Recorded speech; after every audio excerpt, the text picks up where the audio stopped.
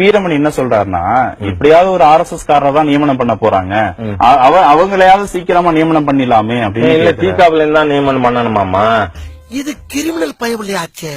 RSS காரர் தான் போடுவோம். What is there in it? ரொம்ப தெனா விட்டுறா. RSS காரர் தான் வருவாரு. ஏன் அதுல என்ன தப்பு? நான் RSS காரங்கிறதுல பெருமைப்படுறேன். இவனுக்கு தான் பிறந்தாங்களா இந்தியாவுல? நம்ம எல்லாம் தேவையில்லாம அனாவசியமா பிறந்துட்டுமா?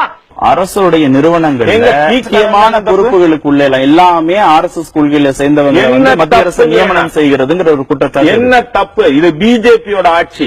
உனக்கு கையடக்கம் வாயடக்கம் அவசியம் தேவை இல்ல மகனே, உனக்கு சவ அடக்கம் நடந்து போயிடும். மதச்சார்பின்மை நாடு, நாடு மதசார்பற்றதுதான். அரசாங்க திட்டங்கள் கண்டிப்பா அரசாங்கம் அப்படிதான் இருக்கணும். ஆமா, அப்படிதான் இருக்கு. மீண்டும் மீண்டும் சொல்றேன், என்ன கொலகாரனாக்காத. தப்புங்கிறேன்னா இட் இஸ் அவர் கவர்மெண்ட். நாளைக்கு ஜனாதிபதி மாளிகையில RSS ஸ்வயம் சேவக் உட்காருவார் சார். வேண்டாம், கால் நூற்றாண்டுக்கு அப்புறம் உன் வாழ்க்கையில ஒரு சந்தோஷம் கிடைச்சிருக்குதுன்னு அகம்பாவத்துல ஆணவத்துல தலகால் தெரியாம ஆடாத. இது நிலைக்காது. கீழே விழுந்தேன்னா பல்லு பகடலாம்.